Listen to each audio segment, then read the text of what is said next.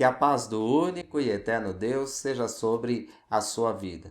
Muitas pessoas me perguntam qual é a melhor versão da Bíblia na língua portuguesa. É uma pergunta bem difícil, mas eu vou tentar responder aqui nesse vídeo. Na verdade é assim, gente, não existe a melhor versão, tá? Se você tem esse pensamento, já tira ele, pelo menos até hoje aqui. Eu estou gravando esse vídeo em março de 2020, não existe a melhor versão bíblica, mas existe uma forma de compreender o que a Bíblia está dizendo, os versículos, a forma que ela escreveu. Tem como a gente nos aprofundar sobre isso. E eu quero falar nesse vídeo para te ajudar. Se você gosta desse assunto, deixa aí o seu like para ajudar o canal. E eu já vou começar mostrando para você as versões em português mais comum. Por exemplo, eu estou aqui na minha mão a Bíblia Shed. Vamos lá, deixa eu encontrar. Essa aqui é a segunda versão, tá? Chegar mais próximo aqui. Bíblia Shed, ok? Ela já está bem velhinha, né? Porque eu uso bastante essa segunda edição. Não versão, edição. E eu tenho a primeira também que é de 98, tá detonada também. Eu uso até hoje a Bíblia Shed para quando eu vou pregar em algum lugar, assim, é mais fácil. A gente chega na igreja e traz essa tradução aqui. É uma Bíblia de estudo, então normalmente os textos aqui embaixo a gente tem os comentários. Isso ajuda bastante. 100% daquilo que se fala tá certo? Claro que não. Obviamente que não. Uma das coisas, por exemplo, diz que Salomão ficou cheio do Espírito de Deus. No comentário ele diz que não é o Espírito Santo, né? Ele era o Shed, ele tinha um entendimento mais tradicional, ele não tinha muita experiência com essa questão do Espírito Santo, poder de Deus. Isso até aí é normal, tá? O que acontece é o seguinte, o mais importante tá aqui, versão revista e atualizada. Isso é muito importante porque nós temos, na maioria das Bíblias, não importa se ela é de estudo, o que ela está dizendo, a maioria segue uma linha. Então essa aqui do Shed segue a linha revista e atualizada. Da mesma forma, eu tenho outra Bíblia de estudo, bem mais antiga. Comentei, fiz um comentário dela, como também do Shed, naquele vídeo A Lenda dos Néfilins. É a Bíblia Scofield, tá? Essa também bem antiga, 1983. Essa eu tenho, herança do meu pai. Uma Bíblia muito boa. E a edição? Também é revista e atualizada, tá? Deixa eu encontrar aqui, ver onde está escrito aqui, ó. Já está bem no começo, vamos chegar mais próximo. Revista e atualizada, ok? João Ferreira de Almeida. Isso que é o mais importante também falar, que a maioria das Bíblias que a gente lê, tá? Na versão da língua portuguesa, João Ferreira de Almeida. Todas são assim? Não. Nós vamos ver algumas aqui que não. Mas muita gente reclama, muita gente fala mal. Assim, pessoal, tá bem bacana, tá? A tradução. Tem alguns erros de tradução? Claro que tem. Tradução não é uma tarefa fácil. Naquele vídeo, A Lenda dos Néfilins, eu mostro para vocês o quanto é difícil fazer uma tradução. Por isso que no começo desse vídeo eu falei que não existe a melhor Bíblia. Até o momento não existe a melhor Bíblia na língua portuguesa. Porque há uma mudança, há uma regra gramatical que muda. Tem palavras que você precisa acrescentar, porque não tem no original, mas você tem que acrescentar para entender melhor na língua portuguesa. E tem outras palavras que acabam às vezes ficando em oculto. Por quê? porque às vezes não fica difícil de encaixá-la num texto para a língua portuguesa. Então nós temos tudo isso. A Bíblia Scofield é uma Bíblia de estudo, eu gosto bastante. Naquela questão dos Néfilins, por exemplo, ele é bem profundo, coisa que o Shed ficou devendo, né? Então ela também tem vários comentários. Uma Bíblia bem bacana para se ler. Mas entre o Shed e também a Scofield, qual é a diferença? O comentário, tá bom? As Bíblias de estudo, porque a escrita é a mesma, revista e atualizada. Bom, vou apresentar mais uma Bíblia para vocês. A Bíblia de estudo, é uma Bíblia profética. Mais uma Bíblia de estudo, está aqui, é do Tim LaHaye, acho que é assim que fala, tá bom? Bíblia de estudo profética. Essa Bíblia, teve um vídeo que eu fiz um pequeno comentário sobre ela. Ela fala sobre os templos, né? Ela coloca que haverá 4 templos e não 3, tá? Eu não concordo com essa ideia, mas é bacana a gente estudar. Tem o Domo da Rocha, que ela não considera o templo, de fato não é mesmo, mas ela cita aqui, né? Então haverá o templo do Anticristo e depois o do Messias. Embora eu não concorde com essa ideia de 4 templos e sim 3, ela diz que haverá templo no futuro para o Messias. E isso é verdade, né? Eu tenho um vídeo que fala sobre isso.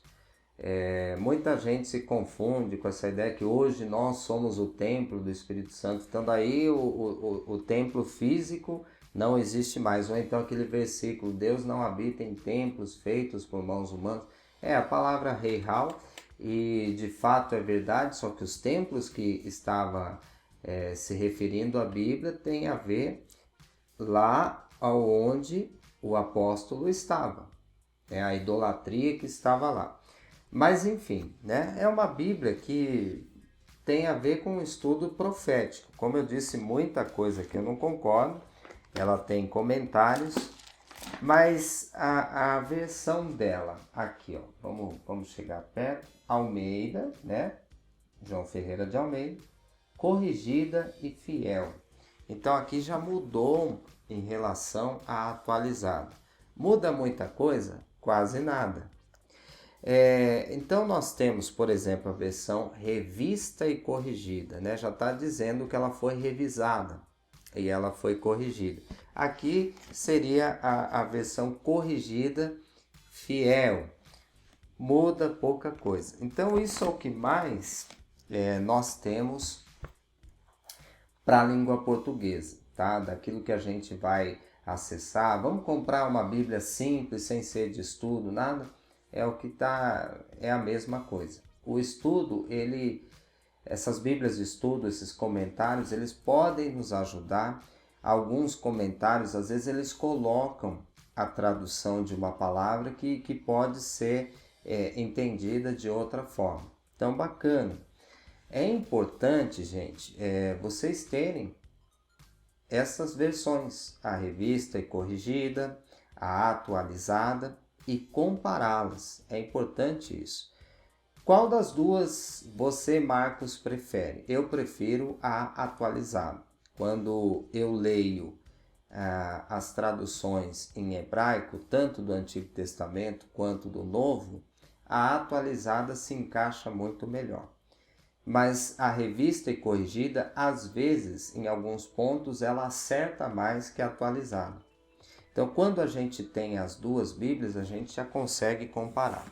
Bom, eu estou aqui também com a Bíblia, ajudas adicionais, tá? Com ajudas adicionais. Vamos ver um pouquinho. Primeiro, diz aqui, né, que ela foi traduzida em português das línguas originais. Na verdade, assim, gente, os originais nós não temos mais, né? Infelizmente, nós não temos. A gente tem cópia de cópia de cópia, por fim. Mas a gente tem o que seria o mais próximo, aquilo que é mais acessível também. Uma hora eu vou contar a história das traduções, né? Vamos ver se a gente consegue fazer um vídeo. Eu queria fazer um vídeo com muita excelência, mostrar os manuscritos, e isso já não é tão fácil, né? Talvez tenha que retornar à Terra Santa, mas vamos ver se a gente consegue.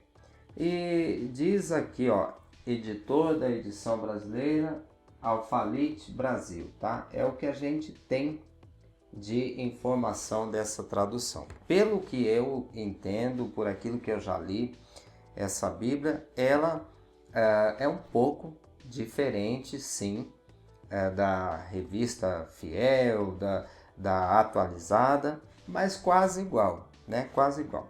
O que nós temos aqui não tem comentário nessa Bíblia, mas nós temos aqui no final mapas, algumas fotos. Então, os mapas de Israel, eles são um pouco diferentes daquilo que é mais conhecido nas Bíblias, né? Aí as viagens aqui de Paulo, Império Romano e tal. Deixa eu ver o que mais tem de interessante. Tem algumas informações aqui, tá? Alguns gráficos. É bacana pesquisar. E agora a gente vai ver a foto. Então, ó, a gente tem o Qumran, onde foram encontrados os manuscritos do Mar Morto. Tem algumas explicações bacanas aqui. Masada, mostra a foto. A Masada veio depois, né, dos tempos bíblicos. É uma história triste, na minha opinião, já fui até lá. Isso aqui eu achei interessante, o símbolo da menorá, né? E digamos assim, a planta que representa a menorá, né? Muito bacana. Muito bem. Nós temos o Monte Caveira e o Sepulcro de Jesus. Eu falei isso numa live. A live que eu faço todo domingo, a gente mostra a geografia bíblica, assim, lugares de Israel, né?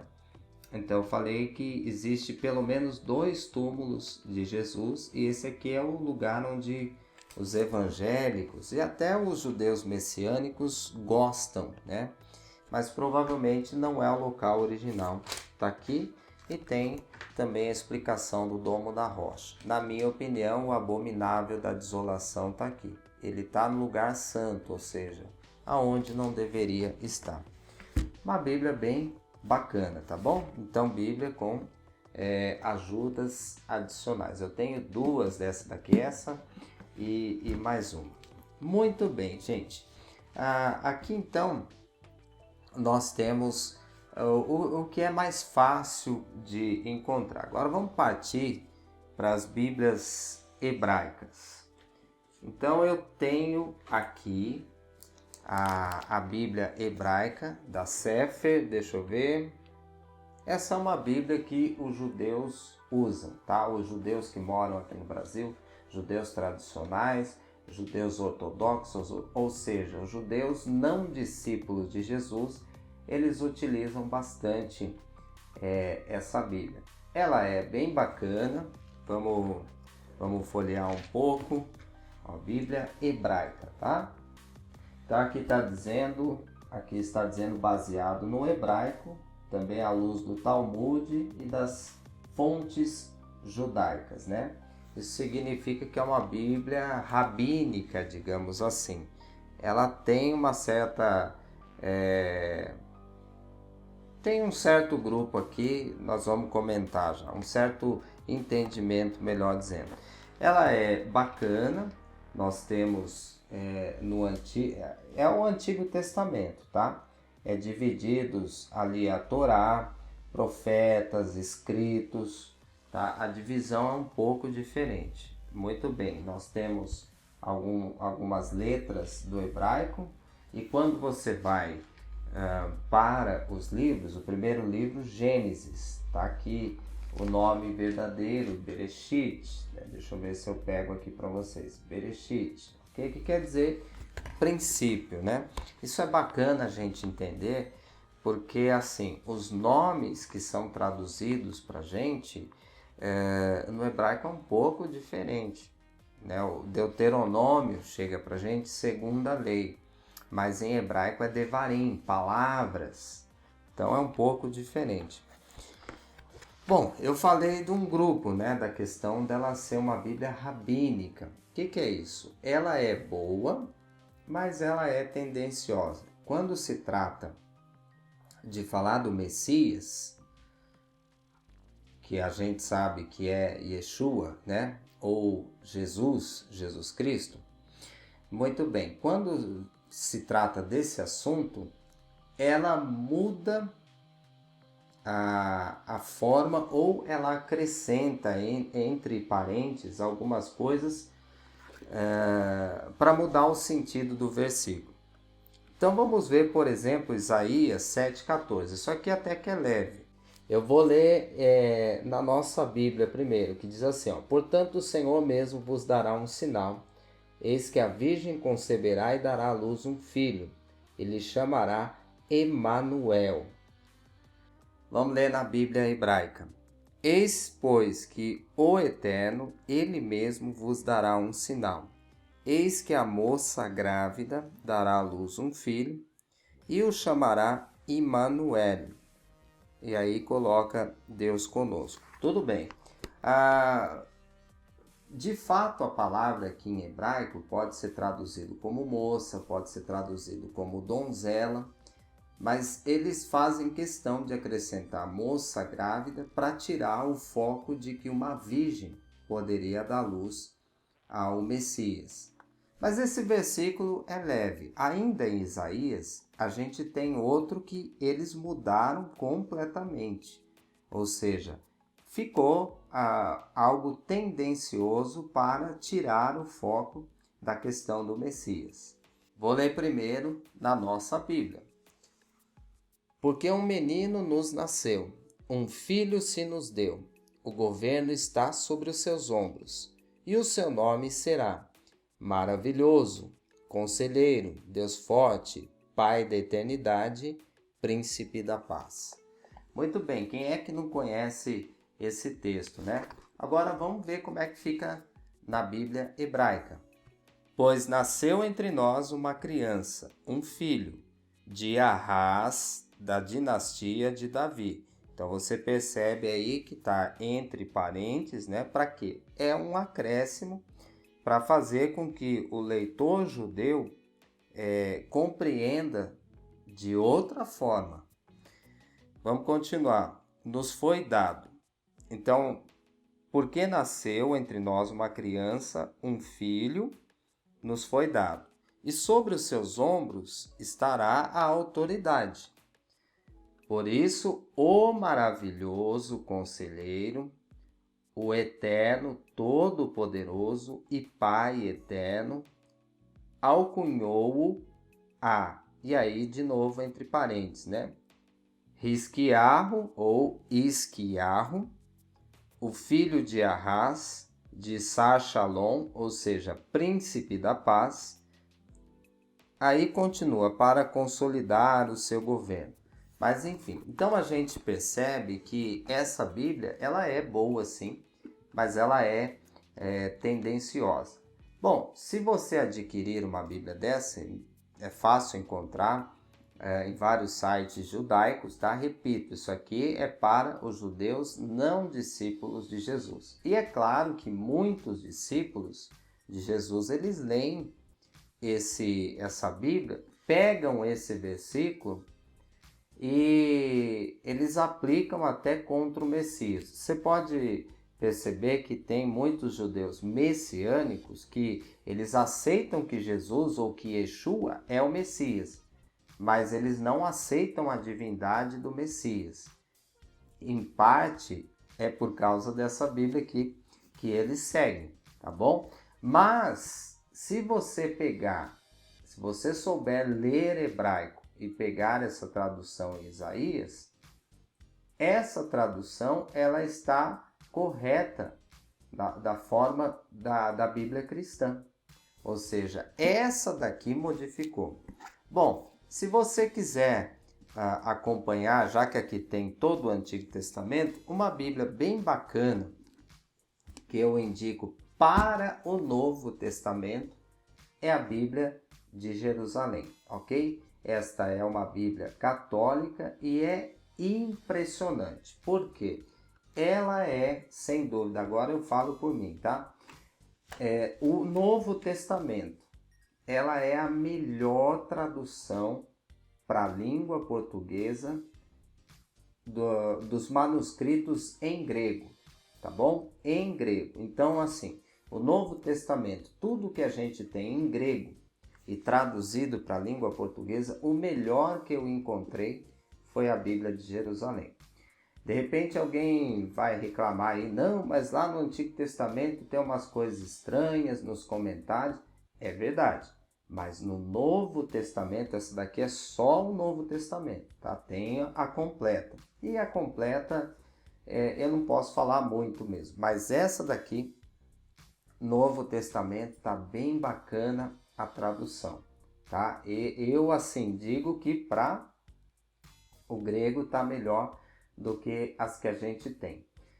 E os comentários são impressionantes. Alguém vai falar, mas é uma Bíblia católica, né? Sabe como é que é? Gente, de fato assim, os comentários que tem aqui dos padres estudiosos, os teólogos católicos que tem aqui, né? Todos os comentários, eles são impressionantes. Tem muita coisa que bate até de frente com a doutrina da Igreja Católica, né? Questão de idolatria e outras coisas, aqui explica muito bem que não é para ser idólatra, né? Então, diferente o que muitas vezes o Papa determina, os papas que tiveram, com aquilo que esses teólogos escreveram. Então, assim, eu assino embaixo para o Novo Testamento. Antigo Testamento, não. Mas para o Novo Testamento, a tradução para a língua portuguesa e os comentários aqui são muito bons, tá? Pode ter um ou outro comentário estranho. Aí eu teria que ter tempo para reestudar essa Bíblia, comentário por comentário. Mas de tudo que eu me lembro até agora, ó, tá bem bacana, viu? Bom, eu tenho ainda duas outras Bíblias para mostrar. Agora Bíblias em hebraico, mas que tem o Antigo e o Novo Testamento, né? A linguagem dos judeus não funciona assim. É a primeira aliança, que inclui a Torá e o Taná, e a segunda aliança, que é a Brit Hadashah. Uma hora eu vou também falar sobre isso, como que é a divisão judaica, tá certo? Dos judeus, discípulos de Jesus, messiânicos, nazarenos. Uma Bíblia famosa que eu indico para todos vocês comprarem, adquirirem, a Bíblia Judaica Completa, tá bom? Que é do David Stern. Tá aqui. Nós temos os livros aqui e é na mesma ideia judaica. Então você vai no Antigo Testamento ver alguns livros fora da sequência, da nossa sequência, digamos assim. O que é bacana nessa Bíblia? Ela traz vários termos em hebraico. E quando você, a princípio, se você não conhece nada de hebraico, você pode se enroscar com algumas palavras. Eu não estou entendendo nada. Mas aí, conforme você vai lendo, você vai entendendo e aquilo vai te trazendo um entendimento muito maior. Por exemplo, a palavra lei, né? Não é lei, é Torá. E Torá é instrução, é orientação. Então você acaba compreendendo melhor. Outros termos aqui, como lepra, que usa já a palavra tsará. Então nós temos a palavra menorá. As trombetas, né, do Apocalipse, por exemplo, shofar. Então você consegue imaginar o chifre do carneiro ou ainda do antílope, né? Te dá um entendimento bacana. O que eu não gosto, algumas coisas, toda vez que fala Deus aqui, usa o termo Adonai.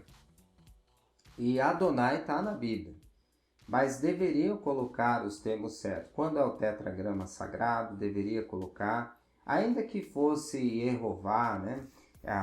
Eu esqueci de comentar, essa Bíblia aqui, por exemplo, ela usa o termo Javé.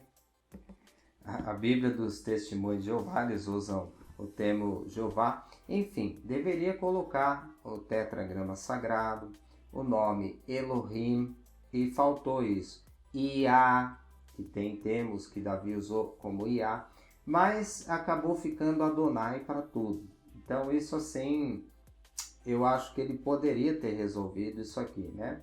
Ela corrige sim alguns erros, principalmente do Novo Testamento. Ela foi baseada nos manuscritos gregos, tá bom? Então o Novo Testamento dela está baseado na versão grega.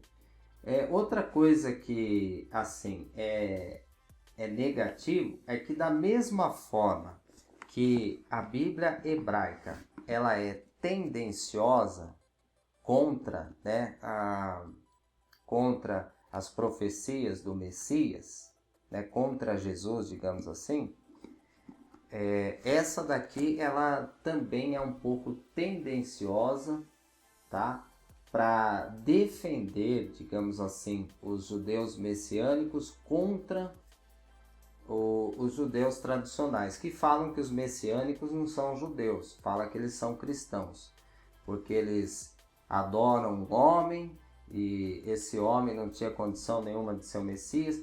Então, assim, essa Bíblia acaba sendo tendenciosa em alguns versículos. Quando Paulo fala contra as obras da lei, por exemplo, então eles mudam o sentido aqui um pouco de uma forma apologética, né, contra os judeus tradicionais. É que de fato, gente, as coisas que Paulo falou contra a lei, né, o próprio apóstolo Pedro falou que foram difíceis de entender porque os primeiros cristãos, a primeira igreja era de judeus discípulos de Jesus. E jamais eles seriam contra a Torá, contra a lei. Mas o que Paulo falou foram coisas específicas. Ele mesmo defendeu que a Torá é santa. Ele mesmo tem um versículo aqui que aqui está certo, né? Porque o fim da lei é Cristo. Não, é porque a finalidade da Torá é Cristo, é o Mashiach, o Messias. Nisso até o Shed, ele escreve porque o fim da lei é Cristo, mas ele coloca no comentário que pode ser a finalidade ou o objetivo. Mas assim, gente, ela é um pouco tendenciosa nessa questão da Torá, da lei, tá? E uma outra coisa, o Novo Testamento tem muitas parafrases, isso eu também não gosto. Deveria traduzir mais para o português, mas a gente já tem um outro problema aqui, porque ela, na verdade, foi traduzido para a língua. Ela foi traduzida do grego para o hebraico, aí do hebraico para o inglês e do inglês para o português. Então aí tem algumas madeiras que eles colocam tudo como pino. Eles usam para Deus a expressão você, que não está errado. No hebraico, inclusive, tem muito você para Deus. Em inglês, isso também é normal. Agora, aqui no Brasil, é estranho a gente falar. A gente usa tu ou ti. Isso é uma linguagem mais do sul do Brasil, né? O gaúcho, por fim, o catarinense, eles usam para ti, tu és, né? Então, assim, nós usamos isso para Deus. No Brasil todo a gente aplica. Então, você para muita gente é estranho. Mas tudo bem, pode ser também. Gente, eu ainda tenho mais uma Bíblia para mostrar. Tá aqui a capa dela. É a famosa Peshitta em português. A princípio, né? Hebraica Peshitta. Tá aqui, ó. Então, a princípio, parece ser uma coisa boa, mas essa Bíblia ela é bastante criticada, tá? Ela não dá detalhes das fontes, aonde ela conseguiu tudo, diz que são estudiosos, são vários rabinos e tal, mas a gente não tem fontes, não tem indicações. Mas assim, eu vou falar da minha parte. É uma Bíblia bacana, tá? Ela tem aqui os livros, eu vou comentar alguma coisinha, Antigo Testamento, né? Então, aqui coloca como primeira aliança, a Torá, e depois aqui a segunda aliança. E no Novo Testamento também ela está um pouquinho bagunçada na ordem. Coloca as cartas do Rav Shaul, né? do rabino, do apóstolo Paulo, digamos assim. Então, ela separou um pouco também. O que eu já acho bacana nessa Bíblia, gente? Eu comentei da outra, né, da judaica completa, que faltou colocar os nomes Iá, Elohim, o tetragrama sagrado, que é uma coisa que aqui já tem bastante. Aqui também tem o nome, por exemplo, aqui é o livro de Isaías, e Yeshayahu, tá? Então isso aqui é muito bacana. Olha, vocês sabem que eu estudo, né, numa Bíblia hebraica, por exemplo, tanto o Antigo Testamento quanto o Novo, e assim, comparando com essas Bíblias, tem muita coisa bacana aqui que bate, sim. Então, apesar dela ser criticada, dela não ter muitas fontes, ou nenhuma fonte para a gente saber, né? Mas assim, ela tá bacana. Eu gosto bastante dela. Tem alguns versículos aqui que tá um pouquinho estranho. A oração do Pai Nosso, eu não sei da onde que eles tiraram a oração do jeito que foi feito, né? Vamos fazer o seguinte, eu vou ler a oração do Pai Nosso. Olha só como está aqui. Portanto, vós orareis assim. E ele lhes disse, ó fonte da manifestação, Elohim do cosmo, focaliza tua luz dentro de nós, tornando-a útil. Estabelece teu reino de unidade agora. Que teu desejo uno atue com os nossos, assim como em toda a luz e em todas as formas. Dá-nos o que precisamos cada dia, em pão e percepção. Desfaz os laços dos erros que nos prendem, assim como nós soltamos as amarras que mantemos da culpa dos outros. Não deixe que coisas superficiais nos iludam, mas liberta-nos de tudo que nos aprisiona. De ti nasce a vontade que tudo governa, o poder e a força viva da ação, a melodia que tudo embeleza, e de idade a idade tudo renova. Amém. Então veja bem, assim, tá estranho, né? Agora, é bacana ler dessa forma? Porque aqui tá mostrando, apesar de estar estranho, o que representa essa oração, tá? Agora, nós temos também nessa Bíblia o livro de Enoque, por exemplo, e pelo que eu li, tá legal, tá? Tem aqui as mesmas explicações que a gente acha na internet. Então, se você quer uma Bíblia que tenha o livro de Enoque, essa daqui é uma boa Bíblia. E tem também o livro de Melquisedeque. Aí, gente, aí a crítica realmente é grande. Porque, assim, o livro de Melquisedeque, aquilo que foi encontrado, digamos assim, é só uma folha.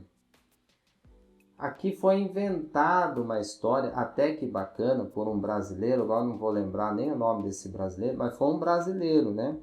Que inventou uma baita história no livro de Melquisedeque e colocaram nessa Bíblia, gente. Então, puxa vida, não? É estranho demais. Bom, gente, de tudo que eu passei para vocês, teriam outras Bíblias ainda para a gente comentar. A Bíblia Thompson, por exemplo, ela é uma Bíblia de estudo bacana, mas é naquelas versões também atualizada e outras que eu não coloquei aqui. Assim, é bacana você ter todas essas Bíblias que eu apresentei para você. Outras que vão surgir depois, outras que eu também não mostrei, e compare os versículos. Se você quer entender legal da Bíblia, você tem que ver várias traduções. Se você tiver a oportunidade de estudar hebraico, estude. Não o hebraico moderno. Você não tem que querer ir para Israel e conversar com o judeu em hebraico. Não, você tem que fazer o hebraico bíblico, tá bom? Para você ler, compreender, entender a Bíblia. Aí, obviamente, depois você pode ir para o moderno, não tenha dúvida nenhuma. Mas ali, lendo e entendendo a Bíblia, você vai pegar todas essas Bíblias de estudo e você vai compreender que às vezes uma palavra ou uma frase pode abrir leque para muitas coisas, tá bom? Então, assim, se você não sabe nada de hebraico, não tem condições de aprender, procure adquirir essas Bíblias. Você não tem condições de comprar? Algumas dessas versões está gratuitamente pela internet. Na www.bibliaonline.com.br, ali você já tem a versão corrigida fiel, atualizada. Você já pode comparar os versículos. E é claro, em tudo aquilo que eu puder ajudar aqui no canal, eu também estou à disposição de vocês. Meus queridos, se esse vídeo fez sentido para você, deixa o seu like e se inscreva no canal. Que Deus te abençoe. Até o próximo vídeo, em nome de Jesus.